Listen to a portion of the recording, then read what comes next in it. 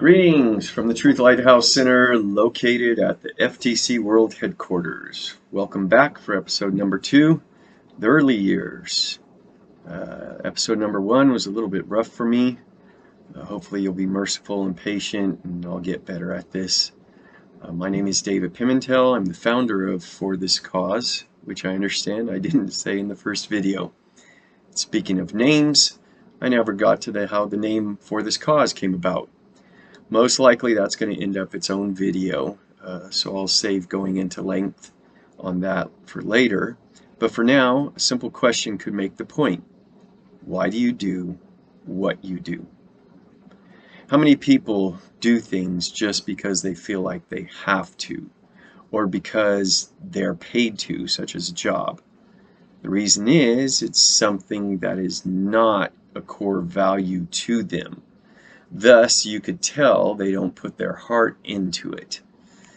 I'm sure there are those type of things that exist for all of us. But what is it that gets our best effort? Is it not the things to which we hold a high value? Things that have meaning or purpose, that is deep in our soul. I've heard it said, only the things worth dying for are truly worth living for. You know, I joined the Marine Corps on the delayed entry program a year before going to boot camp. It was the summer between my junior and senior years of high school. I knew that's what I wanted to do. There was no serious military conflicts going on at the time. I joined in the 1980s, but Vietnam was ending about the time I was starting to become aware of what's going on in the world around me as a small child. And the Cold War was a big deal, offering a constant threat of potential conflict. My point in saying that is I didn't join just for the benefits of college or to travel to see the world. I actually didn't even want to travel, but I'm thankful that they forced me into it and glad that I did now. But I wanted to serve. I was not anxious for war, nor did I just have any desire to kill anyone. But if called upon, I could not think of a more honorable way to die than defending the ideals of what America is. It was a cause. Enlisting in what some refer to as the Lord's Army provided an even higher call, a higher cause to live for. Jesus boldly declared that there was a cause he came into this world to accomplish. Norma lived and died for a cause.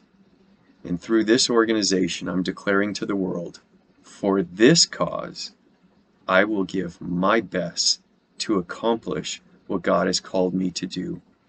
Hopefully we can help others to find or encourage them to continue in the cause that God has for them in their life.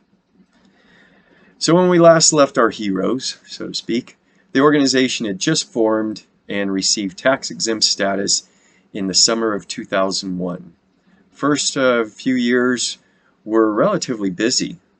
Almost immediately, we started collaborating on an idea for an educational workshop directed towards married couples.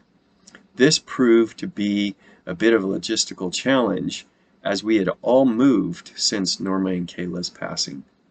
The Wadoslawskis went to rural western Pennsylvania to take over a small church near Tim's hometown.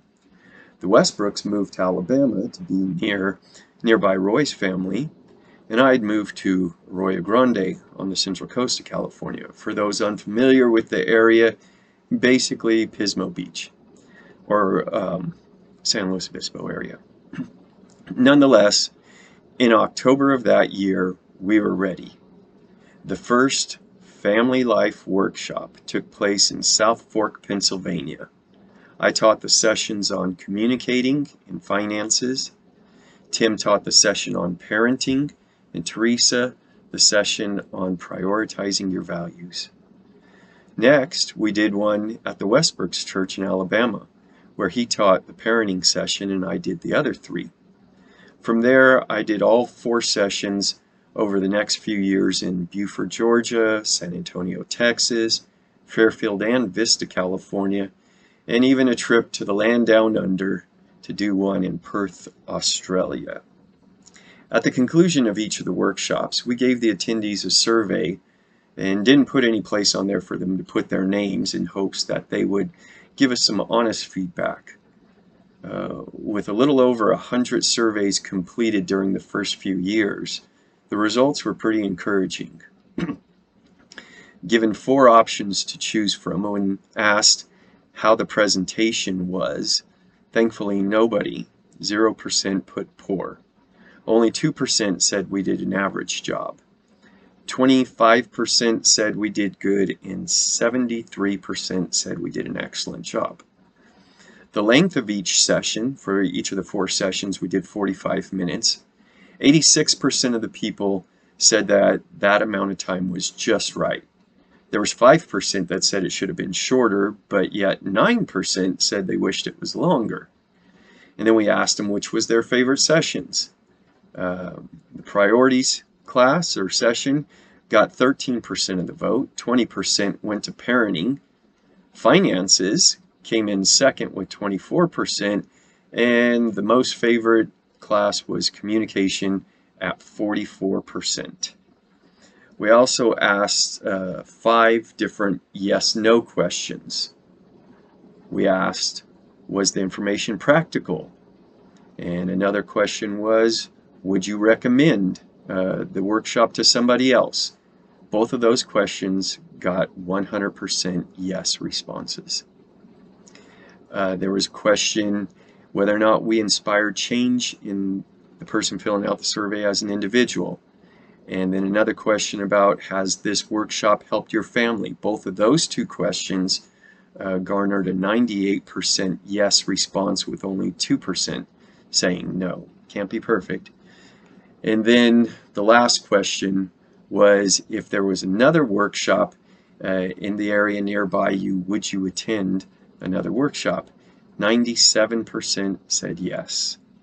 So we felt like we were being a blessing to those in attendance. Then, in addition to the workshops, we are continuing to do the scholarships for CSTI. We did those for a few more years, and then after that we began to offer the scholarships to students at full-time Bible colleges for the next few years. So in that way, the scholarships continued. Now, after Norma and I got married, I told the story in the first video about going to the youth camps and how we were helping Tim avoid Teresa, but then eventually trying to help Teresa open Tim's eyes to seeing how great of a young lady she was, and how that ended up working out for them. But my point is, the youth camp was very beneficial to me individually and us as friends, and then eventually after both of us got married, both couples, we continued to go back, both Norma and I and Tim and Teresa. And numerous years we worked together in the snack bar, both of us as 2 different couples, and so it was a good time working together with them. But both couples wanted to give back to that youth camp that was so pivotal in our late teens or early 20s years. And so when For This Cause came into existence, we decided that we wanted to continue to be a blessing to the camp. So we started what we call the youth program. We even, back then there was an Albertsons grocery store. I know since then they've no longer exist, but they offered these discount cards to where we can get them and give them to our supporters. They would scan them when they would buy their groceries, and then they would give a percentage of what they spent on groceries back to For This Cause. And so we used that and some other donations to help the youth camp. Now, the first day at the youth camp was pretty low-key. Pretty much nothing happened during the course of the day up to dinner time, and then after dinner we'd have the evening church service. Now, there was nothing organized that day, but after you've been there for a little while And for those of us that were highly competitive, that was important time, because that night after church, there would be the selecting of the sports teams. And to us, it was kind of like the NFL draft. So during the day was like scouting time. You just had to find out who the new players were that were really good, that nobody would know about, that you could take in a pick later on down because nobody knew them, as opposed to the people that were well known that you had to take high. Anyways, it was a good time. We had fun. So they would pick their teams, and then over the next 3 full days of the youth camp, each day they would play 3 different sports. And at the end of 3 days, whoever had the best record of the 9 games they played would be in first place, second place, third, and fourth. Top 2 teams would receive trophies. Each and every individual would get a trophy, while the third and fourth place teams got ribbons. All these awards for this cause volunteered to pay for. There were also 2 individual awards that were given out to 1 girl, 1 boy. They were chosen as, Camper of the Year. And that was based upon not just their effort in playing sports, but more so their attitude or their sportsmanship, which wanted to help encourage that positive attitude. And so we not only paid for their trophies, but we gave those 2 individuals their tuition next year to return to the camp. If they were able to come back, we would pay their tuition for being such a good role model. So these things continued for the first several years. Now, there were 2 things that were near and dear to us. I mentioned them in the first session to Norma and I during our time being married. And that was education being the first one. We both wanted to learn more so that we can teach others. It was important to us to teach and to learn so that you could teach. After she passed away, I had these words engraved onto her side of our tombstone. It read, "She lived to learn, she learned to teach, she taught to produce life, and for this cause she died." In Genesis chapter 12, verse 2, it says, "I will make you a great nation. I will bless you and make your name great, and you shall be a blessing." This principle weighed heavy in the forming of FTC. The covenant between God and Abram is at the very core of the foundation of Judaism, which is the foundation of Christianity. Blessed by God and being a blessing. When you feel like you've lost the most important thing to you, the natural result is to understand the minimal meaning of the things you have in your life. The condo that we lived in, the vehicles, the computer, the stereo, clothes, nothing, no thing was important. What was important was gone, and none of those things meant anything at that point. I no longer had any drive to acquire things. From that point, even to this day, my primary prayer request to God is and was, bless me so that I could be a blessing. Give to me what you want me to give to others. There's really nothing in this world that I want just for myself, but use me to be a blessing. That's what I ask God for. One of the most important and likely longest remembered message anyone will ever teach or preach is the one that's etched into granite and laid in a graveyard. It took me quite a while to put that thought together, but I think it spoke well of her life. 2 Timothy chapter 2, verse 2, Paul said, "And these things that you have heard from me among many witnesses, commit these to faithful men who will be able to teach others also."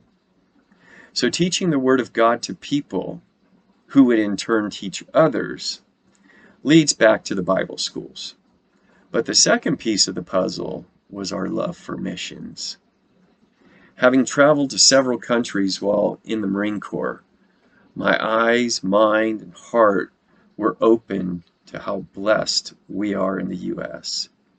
People considered poor in America have far more than some people of even average means in other countries.